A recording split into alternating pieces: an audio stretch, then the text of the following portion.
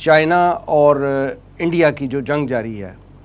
اس کے حوالے سے ہمیں یہ تھوڑا سا بریف کیجئے اپڈیٹ اس کا، اور پھر یہ بھی دیکھیے کہ پوری دنیا میں اس وقت ایک محاذرائی کی سی کیفیت ہے اور ایسے لگ رہا ہے کہ پوری دنیا جو ہے وہ کسی جنگ کے دھانے پہ ہے،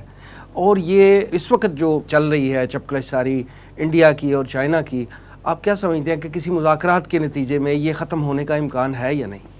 بسم اللہ الرحمن الرحیم۔ وسیم صاحب، آپ نے بالکل درست فرمایا کہ اس وقت دنیا بھر میں مختلف محاذوں پر بعض ممالک ایک دوسرے کے خلاف فوجیں کھڑی ہیں آمنے سامنے، لیکن میں سمجھتا ہوں جو سب سے زیادہ خطرناک مجھے محاذ نظر آ رہا ہے وہ ہند چین محاذ ہے۔ سب سے پہلے میں عرض کروں گا کہ یہ ہندوستان اور چین کے درمیان کیا معاملہ ہے۔ تو پہلا معاملہ تو وہی ہے جو اکثر ہمسایوں میں ہوتا ہے، علاقائی معاملہ، زمین کا معاملہ، یہ میرا علاقہ ہے، یہ آپ کا نہیں ہے، میرا ہے، جو سرحدی تنازعات ہوتے ہیں عام طور پہ۔ پہلی وجہ تو ہے اس میں، خاص طور پر آپ دیکھیں کہ اروناچل پردیش کا جو معاملہ ہے نا، وہاں کی تو 66% آبادی چینی ہے اب بھی، اور کولونیل دور میں، کیونکہ اس وقت آپ کو معلوم ہے چین کی کوئی حیثیت ہی نہیں تھی، تو انگریز نے بزور بازو جو ہے اس کو بر صغیر میں شامل کر لیا، اور جب بر صغیر کی تقسیم ہوئی تو اس وقت بھی ظاہر ہے چین کی تو کوئی حیثیت نہیں تھی، تو انڈیا کے حصے میں آ گیا، اس میں چائنیز آباد ہیں، لہٰذا چین کا دعویٰ ہے کہ یہ اور تاریخ بھی یہی ثابت کرتی ہے کہ یہ کسی زمانے میں چین کا حصہ رہا ہے۔ اور آج آپ کو معلوم ہے کہ زمین کی خاطر، سرزمین کی خاطر جو وہ اگرچہ ہم مسلمان ہونے کی حیثیت سے اس کو وہ اہمیت نہیں دیتے جو باقی دنیا دیتی ہے، ہمارے نزدیک تو فکر، نظریہ ایک بنیادی شے ہوتی ہے، اگرچہ اس کے ساتھ ساتھ اس فکر کو قائم کرنے کے لیے ایک ملک، ایک ریاست کی ضرورت ہوتی ہے، لیکن اولیت ہمارے ہاں فکر کیا، لیکن ساری دنیا میں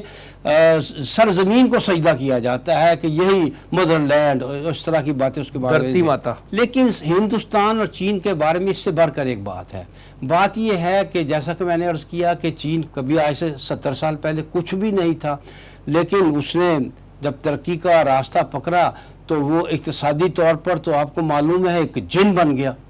اور ایسا جن بنا کہ امریکہ کے قدم جو لڑکھڑانے لگے، اور امریکہ جو سوویت یونین کی شکست و ریخت کے بعد یہ سمجھتا تھا کہ میں اب سپریم پاور ہوں، کوئی دوسرا میرے مقابلے میں نہیں ہے، امریکہ چاہتا ہے کہ وہ اگلی صدی میں اسی حیثیت سے جائے کہ وہ سپریم پاور ہو، دنیا میں اس کا کوئی مقابلہ نہ ہو، اور سوویت یونین جب روس میں تبدیل ہوا تو وہ ابھی تک وہ صورتحال، وہ تقویت اس کو حاصل ہو نہیں سکی، لیکن چین جس تیزی سے بڑھا ہے اقتصادی سطح پر، اور یہ قدرتی بات ہے کہ جو ملک اقتصادی طور پر بڑھے گا اسی کے امکانات ہیں کہ وہ عسکری طور پر بھی مضبوط ہوگا، تو چین نے اقتصادی طور پر بھی اور عسکری طور پر بھی بہت ترقی کی، اب تو اس طرح کے دعوے سامنے آ رہے ہیں کہ وہ بعض معاملات میں امریکہ سے آگے نکل رہا ہے، لیکن یہ تو بات سب مانتے ہیں نا کہ آنے والے وقت میں اس بات کے پورے امکانات ہیں کہ وہ امریکہ کو پیچھے چھوڑ جائے گا، امریکہ کو یہ بات کسی صورت پسند نہیں۔ اچھا، اس میں خاص طور پر امریکہ جو سی پیک اور BIR کے ذریعے ساری دنیا کی اقتصادی صورتحال کو اس طرح کا بنا رہا ہے کہ ساری دنیا کی اقتصادی معاملات چین کے گرد گھومیں گے، پھر ڈالر نہیں ہوگی بنیادی کرنسی، جو چین کی پوزیشن بن جائے گی، یہ صورتحال کسی طرح امریکہ کو قبول نہیں ہے، لہٰذا امریکہ بھارت کو جو اس کا یعنی ہمسایہ ملک کو سامنے لایا، امریکہ نے پاکستان کو بھی سامنے لانے کی کوشش کی تھی، پاکستان کا معاملہ یہ تھا کہ تو اقتصادی طور پر بھی کمزور تھا، عسکری طور پر بھی کمزور تھا، سیاسی عدم استحکام بھی تھا، پھر بھی اس کے علاوہ بھی اس کے باوجود پاکستان امریکہ کی اس گیم کا حصہ نہیں بننا چاہتا تھا، امریکہ کی کوشش کے باوجود وہ نہیں بنا کہ چین کا محاصرہ کرنے میں پاکستان بھارت کے ساتھ مل کر ایسا کرے، لہٰذا امریکہ نے تمام جو اپنے انڈے جو ہیں ایک ہی ٹوکری میں اکٹھے کر دیے، اور وہ انڈیا تھا، یہاں تک کہ وہ پیسیفک کمانڈ صرف انڈیا کو ہوا دینے کے لیے، انڈیا کا ایک امیج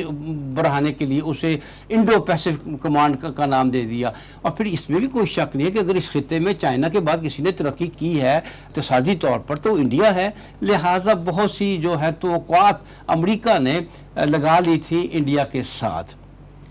اور یہ طے کر لیا تھا کہ انڈیا یہ کام کرے گا، میرا کام، میرے سے مراد ہے امریکہ کا کام، کہ چائنا کا راستہ روکے گا، چائنا کو عالمی قوت نہیں بننے دے گا، اور یہ سی پیک اور بی آر آئی کو کامیاب نہیں ہونے دے گا، جس سے وہ امریکہ کی عالمی شہنشاہیت کو